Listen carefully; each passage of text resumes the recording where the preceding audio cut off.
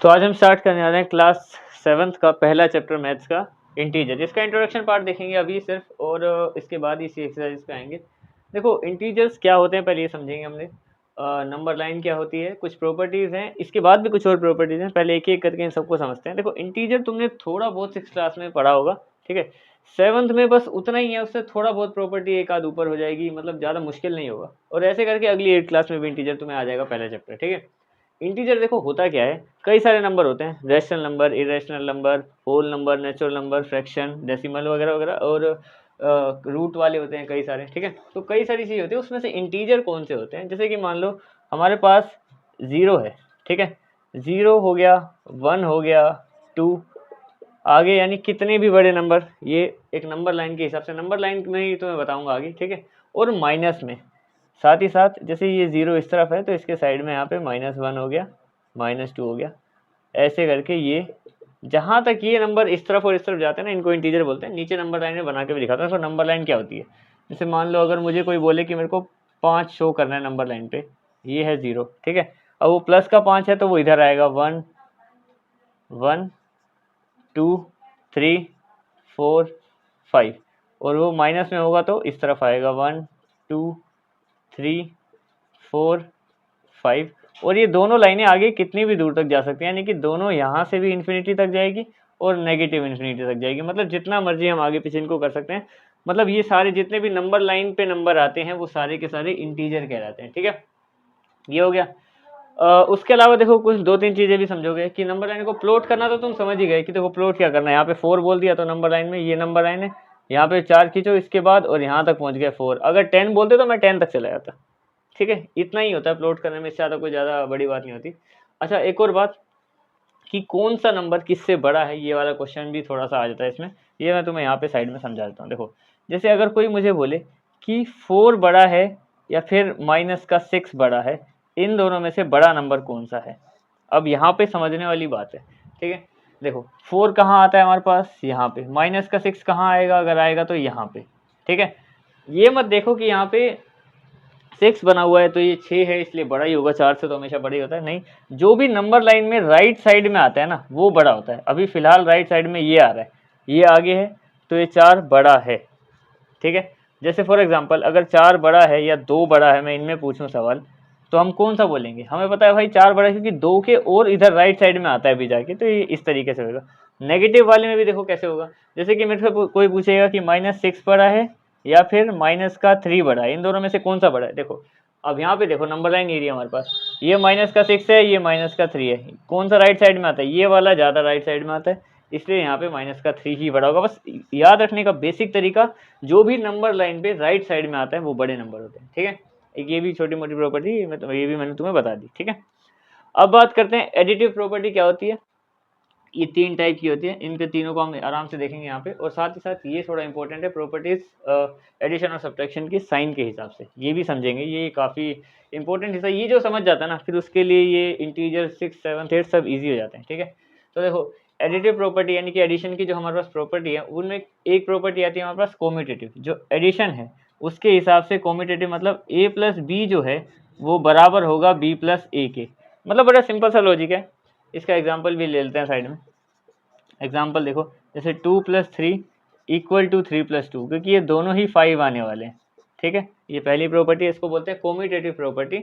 a + b इस तरीके से इसको बना सकते हो तुम, पेपर में एक नंबर में आ सकता है, तो इसको इसी तरीके से लिखो कि a + b = b + a, ठीक है। एग्जाम्पल साइड में है। एसोसिएटिव प्रॉपर्टी क्या होती है, देखो एसोसिएटिव प्रॉपर्टी का क्या मतलब है कि a + b + c = a + b + c। अब साथ में ब्रैकेट लगाओ, एक में ब्रैकेट लगा हुआ है मान लो यहाँ लगा हुआ है आगे, और एक में ब्रैकेट लगा हुआ है पहले ही, कि मतलब एक बार क्या करो, देखो ब्रैकेट का मतलब होता है पहले ब्रैकेट वाला ही सोल्व करना होता है हमेशा, ठीक है।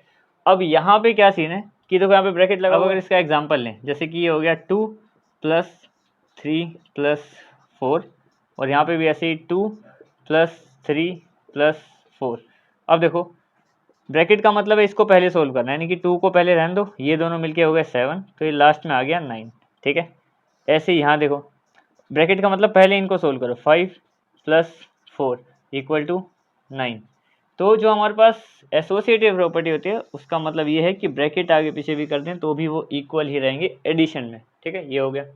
अब बात करते हैं तीसरी कि रिपीटेड एडिशन क्या होता है। रिपीटेड एडिशन का मतलब क्या है, जैसे कि मान लो ये मतलब छोटा सा टॉपिक है पर एडिशन की ही प्रॉपर्टी, इसलिए मैं तुम्हें समझा रहा हूँ कि जैसे 2 + 2 + 2 ये कितना हो जाएगा टोटल हमारे पास, ये हो जाएगा 6, ठीक है। अब अगर यहाँ पे ये 6 आ रहा है, ठीक है, तो यहाँ पे 2 बार और 2 से प्लस करने की जगह मैं यहाँ पे सीधा 2 × 3 लिख दूंगा तो वो भी 6 आ जाएगा। क्यों? क्योंकि देखो जितनी बार वो नंबर है उसको बस उससे काउंट करके उसी से मल्टीप्लाई कर दो। जैसे कि मान लो 3 + 3 + 3 + 3 + 3 + 3 ये भी 18 ही होगा। इससे बढ़िया 3 को काउंट करो और ये कितना आ जाएगा 3 × 6 = 18, ठीक है। 1 2 3 4 5 6, ठीक है। तो ये भी हो गया। अब देखो जो सबसे डिफ़िकल्ट चीज़ में मैं रख रहा हूँ इसको, फिलहाल इतनी डिफ़िकल्टी है नहीं, बस समझ लोगे तो बहुत बढ़िया रहेगा कि ये साइन कन्वेंशन या फिर कौन सा साइन लगेगा या साइन के हिसाब से एडिशन करना है कि सब्ट्रैक्शन करना है, वो थोड़ा सा इंपॉर्टेंट होता है। देखो कुछ बेसिक बातें समझो, अगर एक में प्लस है दूसरे में भी प्लस है तो प्लस होगा। ये मैं तुम्हें बाद में बता भी दूंगा, अभी तुम्हें थोड़ा सा यहाँ पे कंफ्यूज कर सकता है। ये एक में माइनस है दूसरे में भी माइनस है तो माइनस होगा, एक में प्लस है एक में माइनस है तो यहाँ पे प्लस आएगा, यहाँ पे माइनस होगा, ठीक है। और एक में माइनस है एक में प्लस है तो भी माइनस होगा। अब ये है क्या और इसका कॉन्सेप्ट क्या है, बस मेरे हिसाब से तो इतना याद रखो कि अगर दोनों साइन आते हैं सेम, जैसे प्लस और प्लस या माइनस और माइनस, सेम साइन, ये जो हैं ये दोनों ये सेम हैं, तो सेम वाले का याद रखो कि प्लस ही करना है। एग्जाम्पल बहुत सारे करेंगे इसके भी, ठीक है।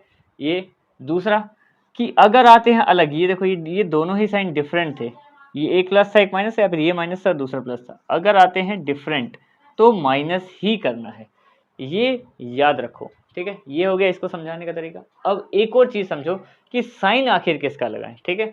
तो साइन देखो ये जो साइन लगता है लास्ट में उस नंबर पे, ये लगेगा हमेशा बिगर वन का, जो बड़े वाला है ना उसका साइन चुपचाप उठा के लगा दो। बस ये दो कॉन्सेप्ट याद रखो, ये वाला और ये वाला, सारे जो इंटीजर के प्लस माइनस सब ऐसे ही सोल्व कर दोगे। तो अब देखो एग्जांपल, देखो एग्जांपल मान लेते हैं कि एक है हमारे पास यहाँ पे माइनस का 10 और दूसरा है मान लो माइनस का ही 20, दो माइनस के नंबर है मेरे पास, ठीक है।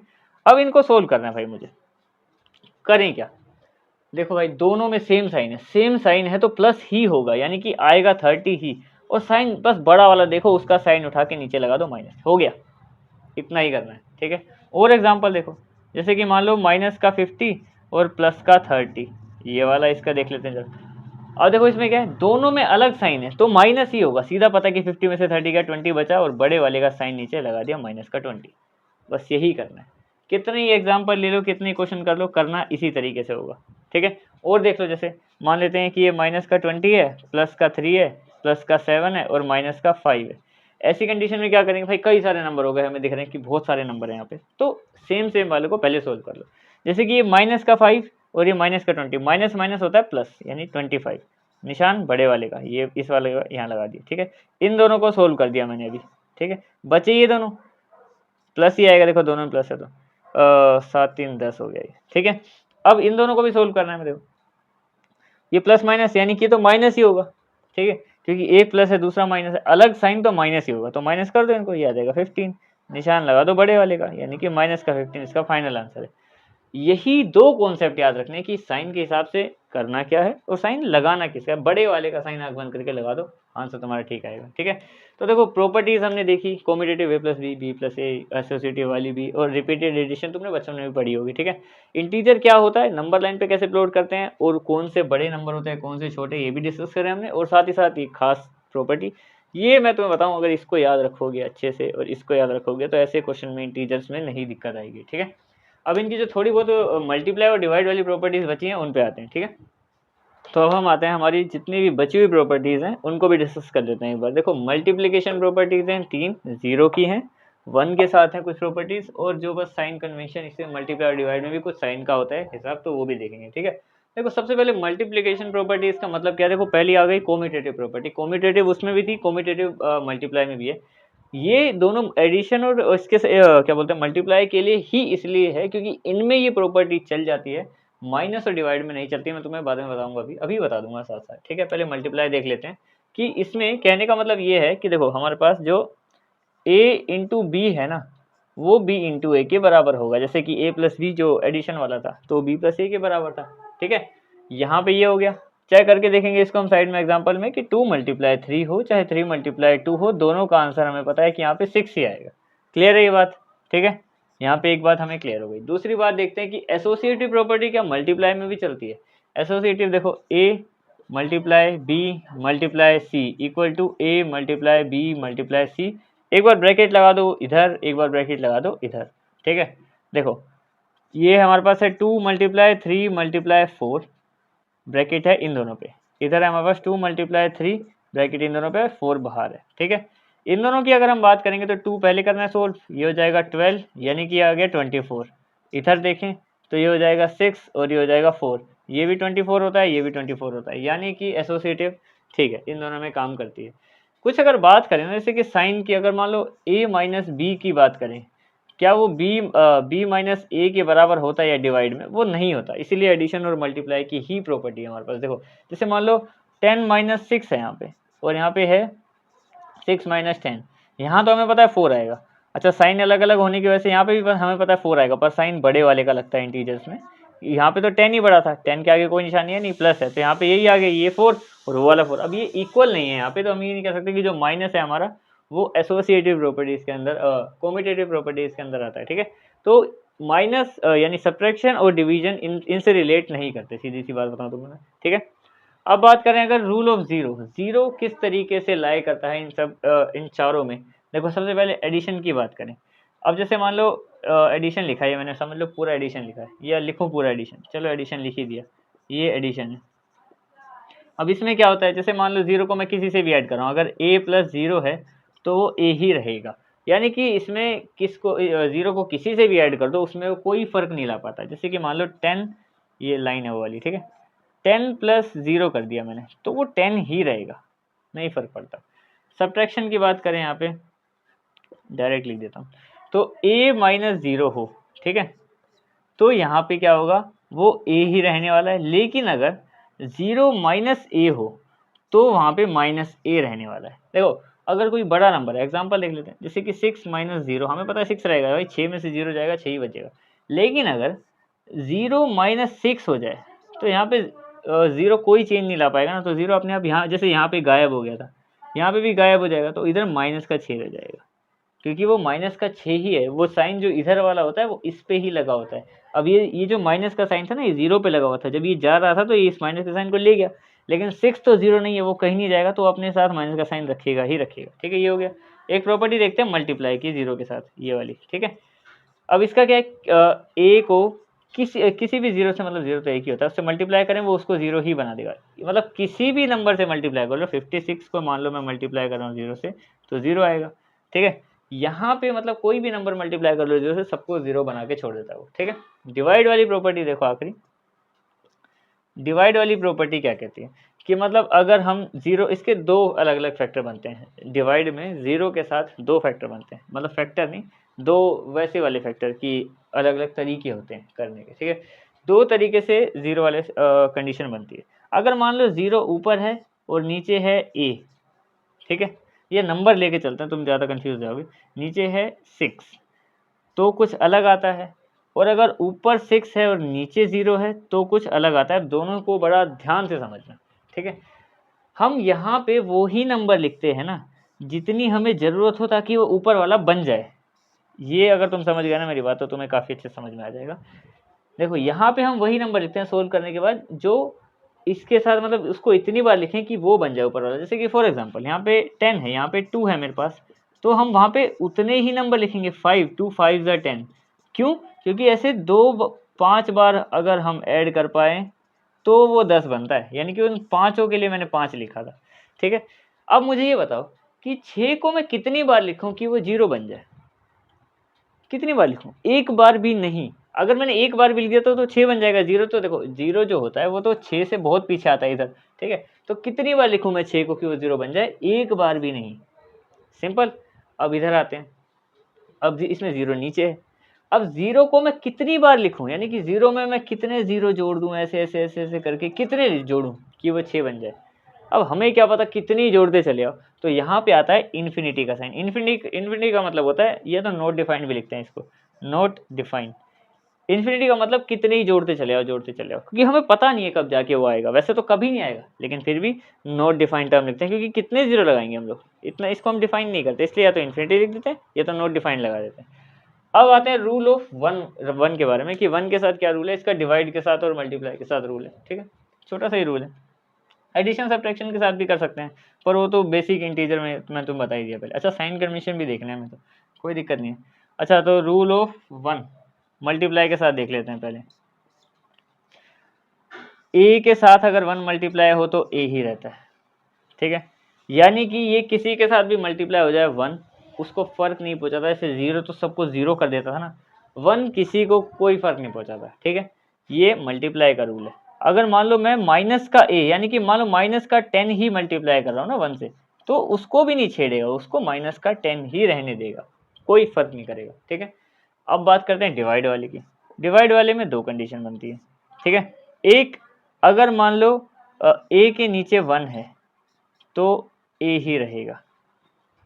ठीक है, इसका एग्जाम्पल अगर मैं तुम्हें एग्जाम्पल देके समझाऊं तो तुम्हें ज़्यादा बेहतर समझ में आएगा। जैसे कि मान लेते हैं हमारे पास कि 10/1 है, और यहाँ पे हमें लिखना है कि किससे डिवाइड करने पे यहाँ पे 10 बन जाएगा। कितनी बार डिवाइड करेंगे, देखो वन को मेरे को कितनी बार लिखना पड़ेगा, 1 + 1 ऐसे ऐसे कर करके पूरा का पूरा 10 बार ही लिखना पड़ेगा, तो यहाँ पे 10 ही रहेगा। यानी कि अगर वन नीचे है ना तो आंसर बाद में वही आ जाएगा। ठीक है, लेकिन अगर कंडीशन उल्टी कर दें, तो जैसे कि मान लो यहाँ पे 10 नीचे है, ठीक है, तो इसमें यहाँ पे ये फ्रैक्शन बना देता है हमेशा।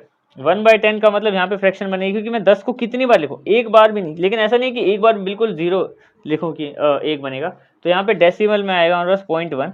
तो दो प्रॉपर्टीज की, एक ये बनती है, एक तो डायरेक्ट और एक ये वाली डेसिमल वाली। ठीक है, अगर यही वन नीचे आ जाए तो कोई फर्क नहीं पड़ता था, अगर यही वन ऊपर है तो आंसर हमारा डेसिमल में आता है। ठीक है, तो ये वाला क्वेश्चन क्या, ये वाला पूरा तुम्हारा इंट्रोडक्शन पूरा नहीं हुआ अभी, ये रह रहा है, ये तो रहेगा अभी। तो साइन का कुछ नहीं है, ज़्यादा कॉम्प्लिकेटेड बात नहीं। अगर मल्टीप्लाई और डिवाइड में दो बार कहीं पे माइनस का साइन इकट्ठा आ गया तो वो कट जाता है, बस में इतना याद रखना है बस। ठीक है, जैसे कि मान लो -6 मल्टीप्लाई -2, हमें पता है भाई मल्टीप्लाई तो करनी है, 12 तो आएगा ही, इस माइनस से माइनस कट गया, आई बात समझ में। और देखो -6 मल्टीप्लाई +2, हमें पता है 12 तो आएगा ही, लेकिन अगर दोनों में से एक में ही है तो रह ही गया ना, किसी से कटा ही नहीं। एक साइन, दो साइन कहीं हो गए इकट्ठे काट दो उसको, अगर सब मल्टीप्लाई में है तभी, बीच में प्लस वगैरह तो ध्यान रखना। जैसे कि -6 मल्टीप्लाई 2 मल्टीप्लाई -3, या फिर इसमें भी माइनस लगा दो, चलो। तो ये 12 और 12 3 36, ये 36 आएगा यहाँ पे। ठीक है, अब 3 साइन है, मैंने मान लो इस साइन से इस साइन को काट भी दिया तो भी एक बचा, हमें वही हिसाब रखना है कि सारे कट गए हैं या एक आध बच गया, उस हिसाब से हम लगाते चलते हैं। डिवाइड में भी सेम यही काम करते हैं। देखो डिवाइड की अगर हम बात करें तो ऐसे कि -10 मल्टीप्लाई 5 है। ठीक है, इससे कटेगा 2 पे, सबको पता है, लेकिन यहाँ पे माइनस नहीं कटा तो वो रह गया।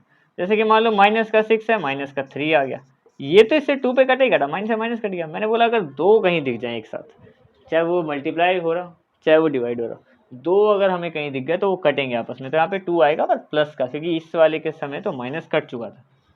ठीक है, तो यहाँ पे तुम्हारा पूरा का पूरा इंट्रोडक्शन इसका कंप्लीट हो गया है। अब मिलते हैं इसकी एक्सरसाइज पे। That's it.